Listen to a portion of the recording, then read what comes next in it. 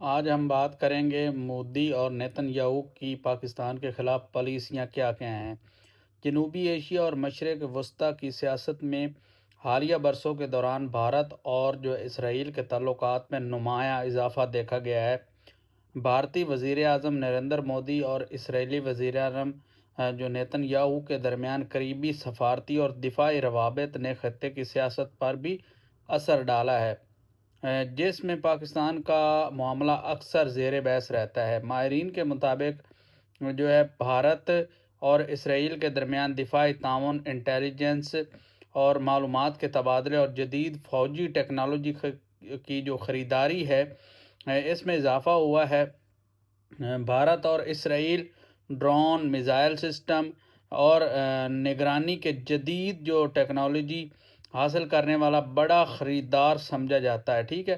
اور اس کے علاوہ اس تعاون کو بعض تجزیہ کار خطے میں طاقت کے توازن سے بھی جوڑتے ہیں۔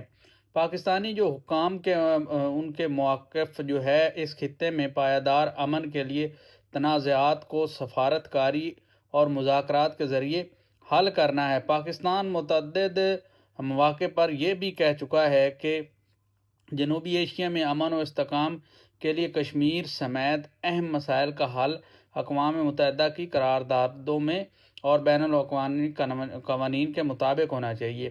دوسری جانب بھارت کا کہنا ہے کہ اس دفاعی شراکت داری اپنی قومی سلامتی اور جدید دفاعی صلاحیتوں کو بہتر بنانے کے لیے ہے۔ اسرائیل بھی بھارت کے ساتھ تعلقات کو معاشی، تکنیکی اور سیکورٹی تعاون کے تنازعات میں دیکھتا ہے۔